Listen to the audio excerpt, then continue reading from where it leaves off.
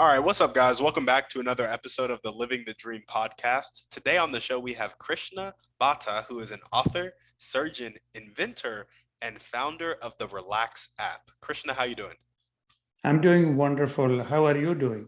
I'm doing great. Thanks for asking. We're happy to have you on the show, and we'd like to jump right in. So if you could start with telling us a little bit more about yourself and some of the stuff that you like to do for fun, that'd be great. So, Timothy, I enjoy talking to people, and I really, before we started, I was talking to you, and this is your third podcast today. I mean, that's just amazing. It's a lot of work because I did some podcast, and it was so much work. So now I love going on someone else's podcast like yours. Yeah, no, absolutely. Being the guest is easy. You come on, you talk, and then that's it. Yeah, to be fair, I don't edit this show, so it's a lot less work than other podcasts. Oh, okay. So I have to be careful. Yep, gotta be careful. Well, awesome. Tell us about, I know you said your most recent project is the Relaxx app. Tell us more about that and some other stuff that you do as your occupation. Well, I'm a urologist and I'm chief of urology at my hospital in Bangor. It's a good size hospital and I love my job. I enjoy it. But on the same token, I also enjoy what I do with my app or writing books. I wrote a book, Journey from Life to Life. And in my past life, I had, few inventions when I was at Mass General Hospital, before I moved on to clinical jobs. So yeah, overall life has been good and I enjoy it, as you say, living the dream or. Yeah, absolutely. Well, tell us a bit more about your motivation, like what gets you up and keeps you going every day. So before the show, you mentioned that you love the energy side of life, right? You want to live a life where you gain energy, and the more you talk to people, especially inspiring people, you gain energy. I mean, there are people who will drain your energy too. I'm sure you have met some of them. Yes. So conserving energy is an amazing thing. Most of the time, we love to waste energy. And one of the key components of our app, it's a wellness app, but it hinges on conserving energy. So we say 3 C's of energy. One is conserving energy, the other one is creating energy, and the last one, which is the most important, how do you channel that energy? Are you wasting all the energy you have?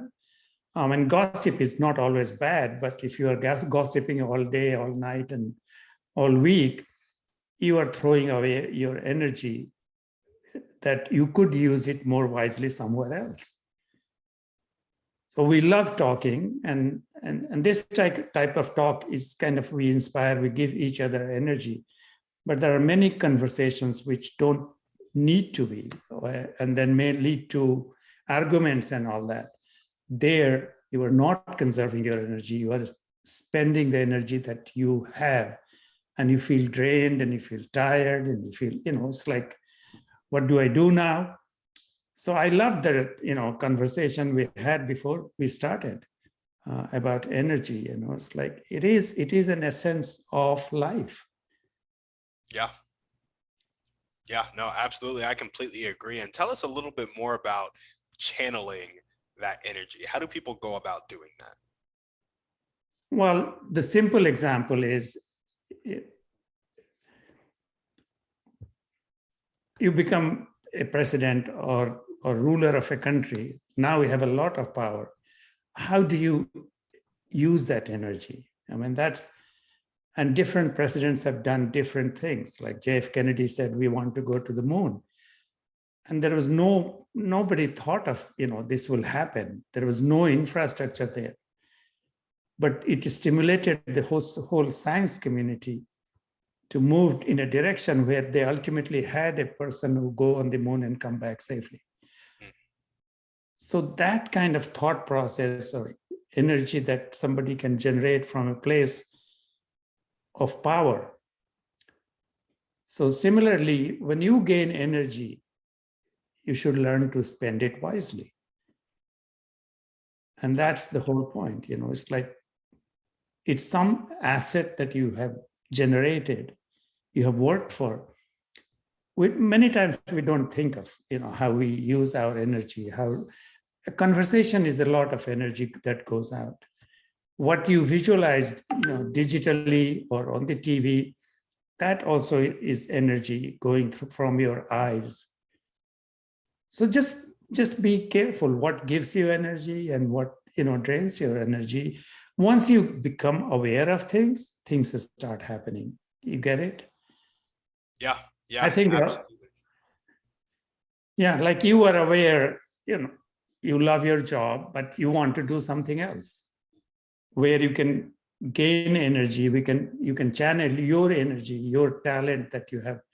I mean, it takes some setup to have a computer, have the audio, edit or not edit. Is it, like you said, you don't spend too much time editing. And that's, you're saving energy there. So you are getting something, you're letting it out. And yes, it could be refined a little bit. Somebody, some verbiage may be edited, but that's taking more time and energy. Now you can do 3 podcasts in a day. Then you can only do 1 maybe, right? Yep. So these are simple steps. But when it comes to meditation, it becomes much more important. Yeah, absolutely. And do you write about meditation in your book, Journey from Life to Life? Journey from Life to Life is not a meditation book. It is a book, as it says, what happens to us, how we live our life in this life, and how can we prepare for whatever happens next. So it doesn't force a belief on you. In case you return, this is the pathway. Even if you don't return, we don't even think about what happens after death. We leave it to, God, or we leave it to whoever, takes us there.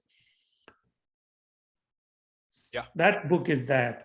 The next book I'm writing about, intermittent silence and meditation. That is, the app has meditation app. So it's a wellness and meditation app, like Calm and Headspace. But we, of course, think that we have more unique content than them.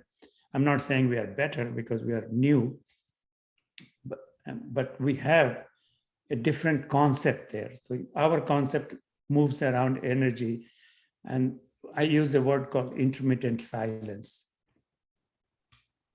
Yeah. That you give 5 to 10 minutes a day and spend it with yourself.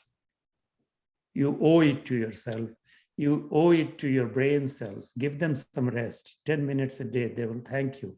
86 billion neurons that work for you all the time will thank you for giving them 10 minutes break, rest. Even if you don't get anything else, you do get a lot from being silent because it opens the door to the inside. That 5 or 10 minutes is amazing. If you do it on a regular basis, it has a beautiful effect there. I love that. And so for those people who, have thought about meditating, but haven't quite gotten into it because they're like, anytime I try to be silent, my thoughts just run crazy. What would you say to that person? Let the thoughts run crazy. Just be silent. Once you start doing that, in the beginning, it's an uncomfortable silence because of what you said. It's like mind has 2 components, Timothy, in our concept. Our concept is mind has something called minding. And minding is something that will keep, its job is to, just keep producing thoughts and the thoughts will continue. The other is mindfulness. That mindfulness is something that you need in those moments of silence.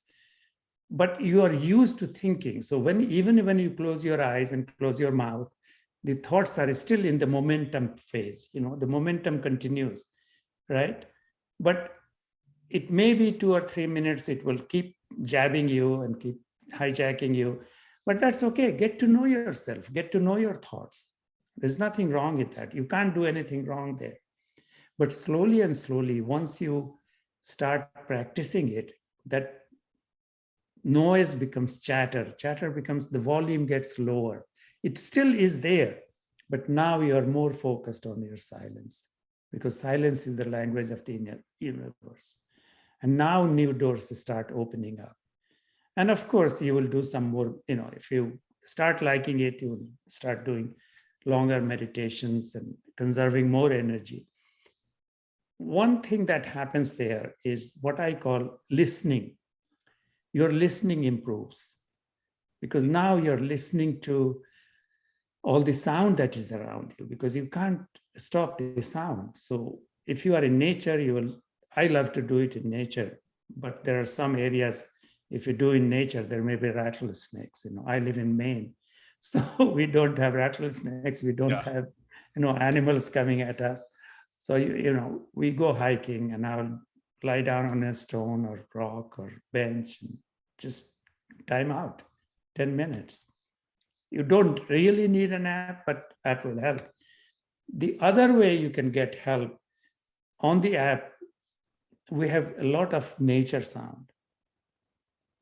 So if you can't go outside, you can take one of those nature sound from Amazon or whichever jungle you like, and just close your eyes and become a listener to that, and let the thoughts coexist with you. Many people say, watch the thoughts. I'm saying, don't even watch it. Just let it hang around there. And sometimes it might hijack you. That's okay. When you realize it, come back to your silence. But this listening is so important, Timothy. You become a good listener. That's good, right? And it's good to listen. If you have, you are young, you may not have kids, or you may have kids. Your kid comes running down to you and you are busy doing something else. He doesn't feel that connected, but you just, pay 1 minute attention, total attention to him or her, and you will feel the difference. It's just different. So that is listening, right? Power of listening. But power of silent listening is still much deeper. This silent listening is a phenomena, as if, just imagine that nature, the tree wants to talk to you, or the river that is flowing is wanting to talk to you. That is called silent listening. So slowly and slowly you get to a point where I had a person, he has been practicing this grounding. Many people talk about grounding, earthing, like, you take off your shoes and just touch your feet, Mother Earth, or whatever, Father Earth, whatever you believe in, on the grass or in the water. He stands there and practices intermittent silence without any app or anything. And one day he thought he was talking to a squirrel that was there. Maybe he's imagining, but he was not trying to look at this squirrel. Squirrel was having a conversation with him. So the point I'm making is that the whole universe wants to talk to you. And that silent listening in that intermittent silence can be profound, even if you don't talk to the universe. But, the sound that is coming to you, it just gives you energy. I love that. Well, let's jump into your dreams and goals. I wrote a couple of them down in what you were just saying, talking about, your book, Journey from Life to Life, is teaching people how they can live our life in this life and prepare for the next life. You're also writing a book coming up about intermittent silence and meditation, teaching people about the power of silent listening. Do you have any other dreams or goals / vision that you want to touch on? Well, the overall dream is to share what I have experienced and I have learned with the world. If higher the energy, more peaceful you are. So if you can conserve energy, if you can create energy, live at a higher, inner energy. I'm not talking about, a boy running around having ADHD. I'm talking about the inner strength, right? So the more the inner energy you have, the more you can deal with the stress, burnout, or, you won't even happen if you live at that higher energy. And that kind of all this experience that I have gained by years of meditation and practice, now I'm trying to create packages that can help other people. And the more I can get it out there, I mean, you are young, you are in a place where you know how hard it is to get the word out. So through you, I mean, if I can get the word out even to one person, I'll be happy. Yeah, absolutely. I love that. Sharing what you've experienced with the world, getting everybody to that higher energy so they experience the peace that you've gotten to experience. Exactly. I love that. Well, awesome. If there were one or two people that you could meet right now, this could be a specific person or a type of person, and they could really help you take that next step towards really getting that word out. Who would they be and how would they do it? Well, it's always people who have, bigger influence in the world. And those influencers, you're becoming an influencer.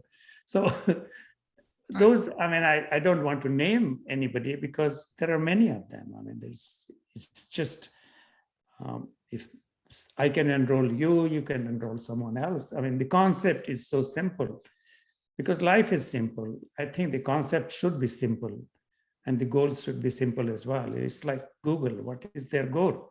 They want to be the source for information, right? I mean, that's as simple as that. They want to be the best search engine. Their vision and mission is very straightforward, simple, right?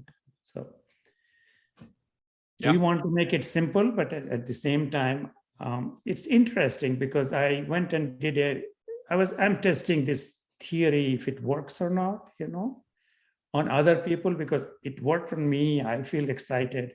Does it work? So I went to a group of people, a couple of places, and we did some of these routines that is on our app. And it was amazing. I mean, people came to me and said, I don't only feel relaxed and peaceful, but I feel more energy. And that's where we want to be.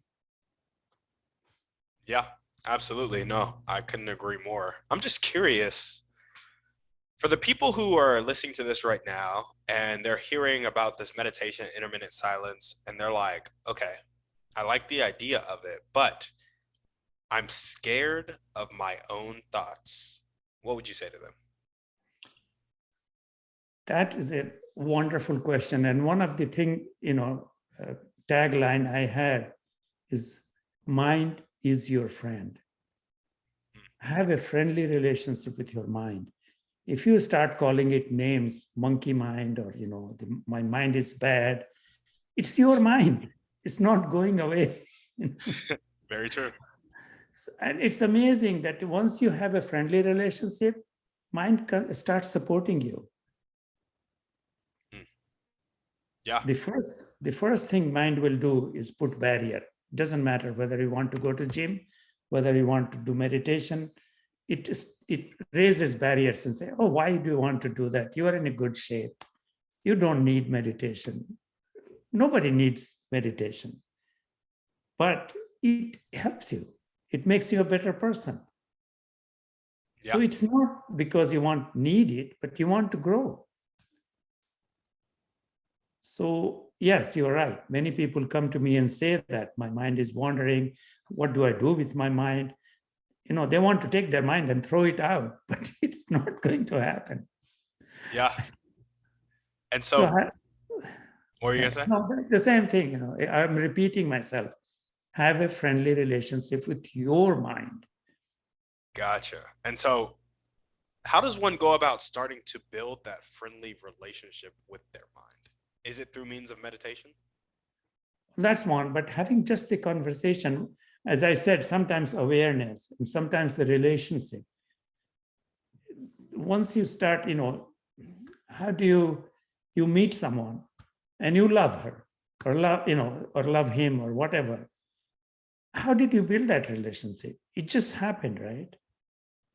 You felt some chemistry. And so once you start having a, better attitude with your mind, it just happens. Your mind becomes your friend.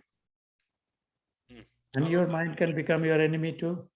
It can take you on roads that you don't want to go, Yeah. Mind is powerful. Our thoughts, our mind is amazingly powerful, thing that we have. But to give a deeper answer, in our app, we have a concept of body, mind, and flame of consciousness. So we have 3 assets, not just 2. Most people talk about body and mind balance. How do you work on mind? But so let's go over the whole thing, because this next question comes, where is the spirit or soul, right? So spirit or soul is your nucleus. And whatever you believe in, whatever religion you are, you either believe in soul or spirit. That's the center of the inside. Just outside is this individual consciousness we all have. And that is the one I call flame, because I can express the flame is getting larger, bigger. And and the flame also depicts that consciousness is energy, pure energy. Yeah. And the body and mind is a reflection of your conscience, size of your flame. So all the meditation that we have works on that flame. It doesn't work on your mind. Many people have guided meditation which works on the mind. It takes you on a trip, brings you back, and you feel good. And I'm not saying they're wrong, because you can work on the mind. Mind can be worked on. We go to university, with the mind, or we go to inventions with the mind. The same way we can, work on the mind to make it a little quieter. But if you raise your size of your flame of consciousness, suddenly everything else becomes affected by that. And that's where the energy comes, and that's where we are talking about, and that's where all the techniques of meditation that we have. Because there are some bridging points, bridging things that bridge between body and mind, and that. One of them is breathing. So there are many breathing techniques, breathing meditations. One of them we have is humming. You hum, and that creates energy. And there is research on that humming can create energy. Humming can produce nitric oxide in the sinuses that is 15-fold higher than when you are not humming. So these are some of and then there is the concept of chakras.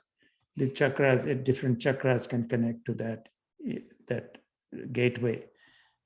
Then we have the chi and ka, the Japanese and Chinese have worked out how to connect to that.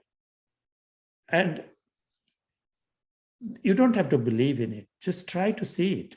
And, it's amazing how sometimes things work. Like one of the Chinese exercises that, put your hand like this, like parallel, and feel that energy is going from here to here. And in the beginning, you can imagine, but then you really feel the flow. Yeah. A simple test. Yeah. Sorry, I'm taking the long explanations for your questions. No, that's awesome. I love that. I love the idea of that. What do you call it? You called it your flame, your spirited flame? Yeah. Well, the spirit is inside and is the nucleus. I'm not touching the spirit. Around that is this, your individual consciousness. And I call flame of consciousness. The flame of consciousness. I really like that, because I'm not a big meditator, but I want to meditate more. Like I want to get into it. And I hear about, the breathing, like the mind body, but that like flame of consciousness, I feel like is a missing piece that I haven't like nobody's really explained it to me like that. Yeah. So I appreciate it. It's funny you said you don't meditate.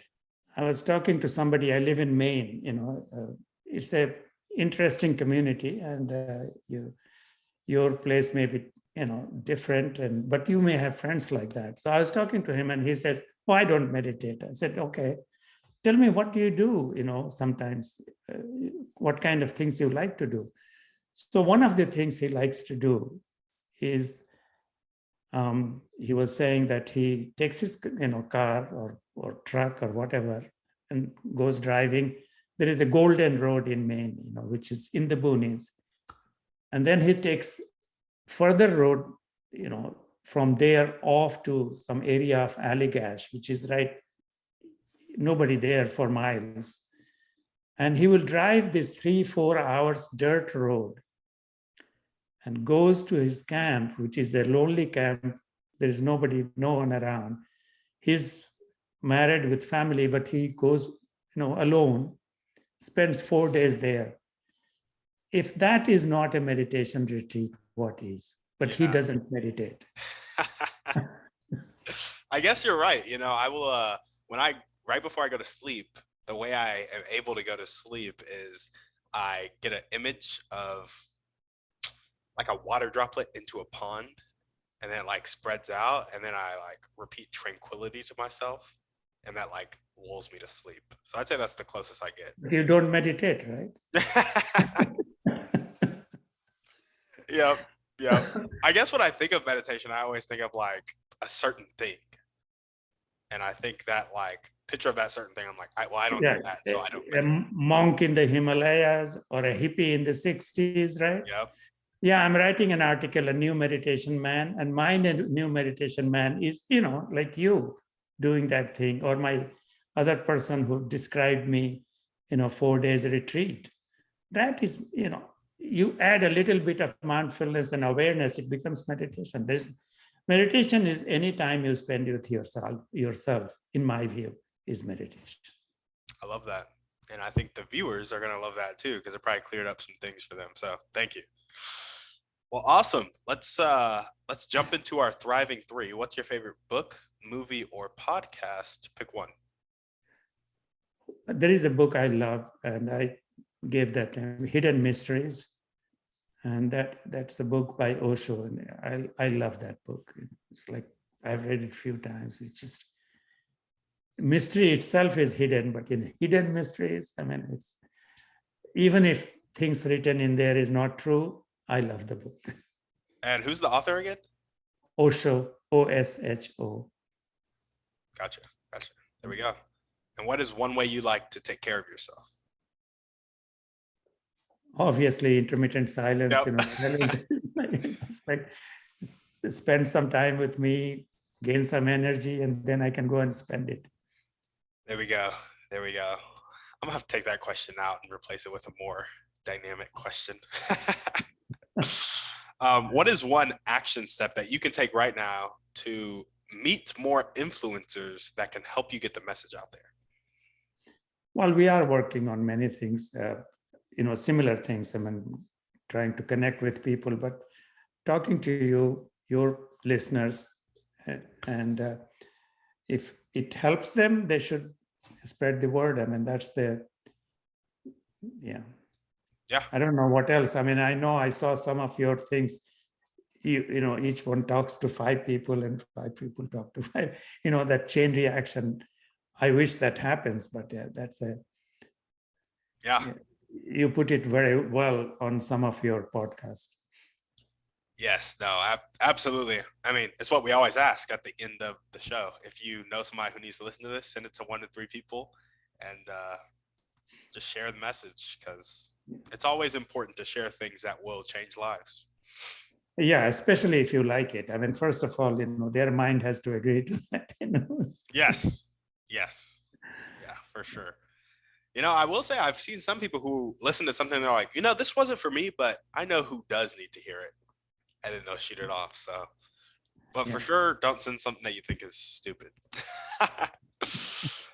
Awesome. Well, I got one last question for you. Actually, I have 2. Tell us about consistency in meditation and how important it is, if it is important. So, consistency. So typically I say, do the same meditation, same time, same place. And suddenly you will feel that when the time comes, something is calling you. And the place becomes charged or with vibrations. So it just becomes, the whole thing becomes a synergy. And then it becomes easier. So it's very important if you can be consistent. Absolutely. Yeah. I love it. We do it. Like you said about sleep, Me and my wife, we do it every night when we go to sleep. Just turn on one of the meditations and do it. And sometimes you go through sleep halfway the meditation, but there's nothing wrong with that. If you get a good sleep, it's a good sleep. I'll take it. There we go. Well, awesome. This last question requires a bit of pretext. Is that okay? Yeah. Awesome. Well, you know how there are people on the planet who have more of that fixed mindset, not willing to accept help. They're not willing to accept change. Sometimes they live their whole life like that and they'll die like that. Other times they'll switch over to a growth mindset, willing to accept help and willing to accept change. In your opinion, what is the catalyst that causes that change? Yeah, you're right. I mean, the catalyst always comes from inside. I mean, it's a journey of your journey. And, like in India, we believe in multiple lives. If it didn't happen this life, it will happen next life. I mean, that's the downside of that, because sometimes if you have only one life in your brain, then you want to accomplish everything in this life. But I'll tell you, sometimes, it may not trigger for the person, it may trigger to someone else. And this is it's like a little relatively sad story, or, for my sake, at least in my mind. So this person, I'm a physician, so I hear, one of the nurses told me this about her father, that, her father was sick. He couldn't breathe and he was, taking his last things. So someone bent over to him and said, what do you think about your life? How was it? And he turned around and said, I wasted my life. And that was not good to hear, because he had, he used to smoke, he had alcohol problem, he had drug problem, and now he's dying. So he kind of, at the end, he felt he wasted his life, but it helped the daughter and the people who listened to him. So even that statement was a positive statement for all the people around who heard him. And when I heard, it was, positive for me as well. That do I want to end and saying that, I wasted my life. So I don't know what triggers, and sometimes, strange things trigger you and me or someone else. But you're right. There is a trigger point and there is a tipping point. Yeah, absolutely. I love that answer. Well, awesome, Krishna. Is there anything else that you want to chat about before we sign off? No, thank you for having me. And I enjoyed your young energy of 22. Well, there we go. Awesome. Thank you, Krishna, so much for coming on the show. If you guys are listening to this and you loved what he had to say, you loved the idea of that intermittent silence and that meditation and really connecting with that flame of consciousness, make sure to first download the Relaxx app and share it with your friends and family, but also just continue to spread that message and reach out to Krishna and maybe connect with him and show him how you can help him share. Maybe you guys can collaborate on something. As we always ask, send this podcast to 1 to 3 people. Oh, were you about to say something? Well, relax with 2X. Relaxx with 2 X's, yes. All of the ways to contact him, as well as a link to the app, will be in the show notes. Send this show to 1 to 3 people need to hear the message.